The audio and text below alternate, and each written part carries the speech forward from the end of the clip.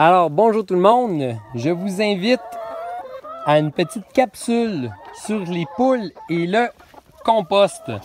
Donc, regardez ici, je suis allé au marché Serge Perrier pour aller chercher du compost. Dans le fond, le marché Serge Perrier, c'est une petite épicerie locale qui est proche de chez nous. Et situé, nous on est à Ripon. Puis le marché Serge Perrier est situé entre Ripon et Chénéville, si on veut.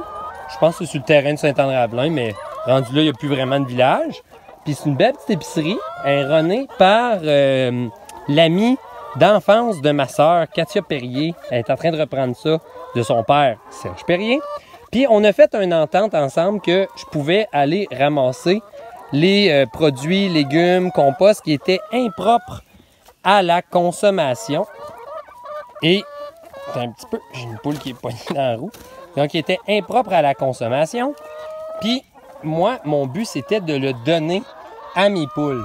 Donc, ça me donne à tout 2 à 3 fois par semaine, je peux aller ramasser une poubelle remplie de compost de cette grandeur-là. Ça, si vous avez des poules ou des cochons qui... Soyez pas gênés, allez cogner, allez voir votre épicier du coin, regardez qu'est-ce qui peut être possible d'être fait. Donc, je vais vider ça. Là, il y a beaucoup de poules. Allez, les poulettes. Et quand je revire ça, dans le fond, moi, le deal que j'ai fait avec eux, c'est que des fois, il en reste un peu, mais ils prennent le temps de ramasser le plastique. Il en reste un petit peu, là. Il faut que je repasse un peu après, mais c'est vraiment pas grand-chose. Là, dans celui-là, il y a énormément d'oranges. Les oranges, les clémentines, les agrumes, c'est pas ce que les poules préfèrent, mais ça reste ici et ça va finir par être composté. Moi, je composte beaucoup de cendres aussi. Ma cendre de bois, qui est ça, la cendre de bois, c'est alcalin, tu sais, fait que ça vient compenser. Puis je me dis toujours, je vais pas commencer à leur dire, mets pas d'agrumes, mets ci, mets ça, là. Fait que je donne ça aux poules, puis ils s'activent. Fait que là, les poules, ils sortent, ils savent que ça s'en vient, puis ils se mettent là-dessus. Les agrumes, il y en a un peu qui se mangent pareil, mais la plupart se mangent pas. Fait que moi, je vais revenir là, demain, là, puis tout ce tas-là, c'est sûr que c'est swipé. Même je dis demain, là, mais je reviendrai ce soir avant de me coucher, puis la plupart est swipé.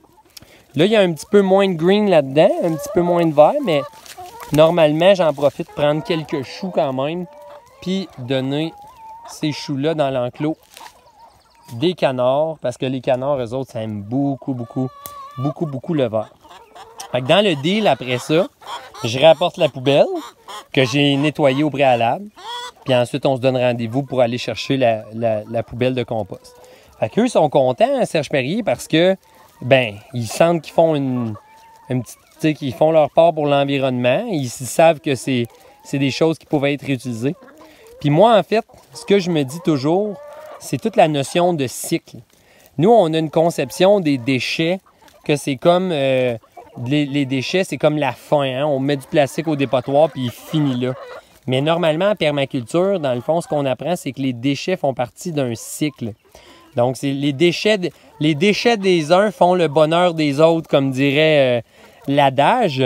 Puis, il suffit de trouver juste la place de ce déchet-là dans un cycle pour être capable de bien optimiser la ressource. Comme en ce moment, j'ai du compost, hein, c'est du fumier, c'est du déchet.